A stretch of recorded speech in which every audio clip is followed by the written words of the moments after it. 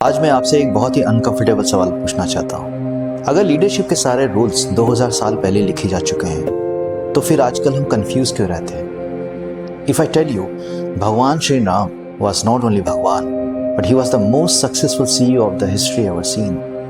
हर CEO का एक role होता है, विजन देना, ट्रस्ट बनाना और लोगों के लिए स्टैंड लेना।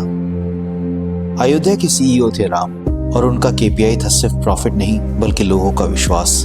जब राज्य उनके हाथ आया, राम ने पहले सिस्टम देखा और फिर पावर। मॉडर्न लैंग्वेज में बोले, राम ने पहले कल्चर बिल्ड किया और फिर एम्पायर। यहीं पे मोस्ट मॉडर्न लीडर्स एक बड़ी गलती कर देते हैं। हम पावर को पोजीशन से जोड़ देते हैं, लेकिन राम ने पावर को रिस्पॉन्सिबिलिटी माना और इसी डिफरेंस ने उन्हें सिर्फ राजा नहीं बल्कि लीडर ऑफ जनरेशन बना दिया। आज CEOs पूछते हैं, एथिक्स इंपॉर्टेंट है या प्रॉफिट? राम का आंसर क्लियर था, एथिक्स ही सबसे बड़ा एसेट है। जब उन्हें राज्य छोड़ना पड़ा, उन्होंने लूप होल्स नहीं ढूंढे, बिकॉज राम समझते थे अगर लीडर कॉम्प्रोमाइज करे तो सिस्टम कोलैप्स हो जाता है। आज के CEOs अगर राम से एक चीज सीखें, शॉर्ट टर्म लॉस से मत डरो, लॉन्ग टर्म ट्रस्ट बनाओ। ग्रेट CEOs सिर्फ टैलेंट हायर नहीं करते, वो लोगों को बिलोंगिंग देते हैं। राम के एडवाइजर देखो, हनुमान, सुग्रीव, विभीषण। बैकग्राउंड अलग, स्किल सेट अलग, लेकिन विजन एक।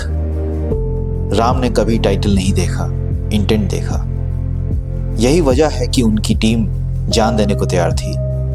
Exile, kidnapping, war. आज के CEOs के लिए ये मार्केट क्रैश होता है। राम पैनिक नहीं करते, उन्होंने जंगल को डिसएडवांटेज नहीं माना, इनोवेशन लैब बना दिया। लिमिटेड रिसोर्सेस, अनकन्वेंशनल एलाइज, ये है असली लीडरशिप। राम का रूल सिंपल था, जब सिचुएशन टफ हो, लीडर और काम होना चाहिए। एक सक्सेसफुल कंपनी बनाना बहुत डिफिकल्ट होता है, लेकिन एक ऐसी ऑर्गेनाइजेशन बनाना जो लीडर्स के बिना भी चल सके, बहुत रेयर लीडर्स कर पाते हैं। और हमें राम राज्य को समझने के लिए राम को सिर्फ भगवान नहीं, एक सिस्टम डिजाइनर के रूप में देखना होगा।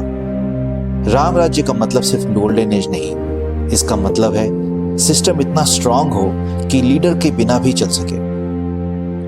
जस्टिस प्रेडिक्टेबल हो, people feel safe, future leaders trend हो रहे हो। आज के कॉर्पोरेट वर्ल्ड में इसी को कहते हैं स्केलेबल गवर्नेंस। इस वीडियो का गोल ये प्रूफ करना नहीं था कि राम महान थे, हिस्ट्री ऑलरेडी मान चुकी है। असली सवाल ये है कि क्या हम अपनी लाइफ में, अपनी टीम के साथ, अपने काम में राम जैसे लीडर बन सकते हैं?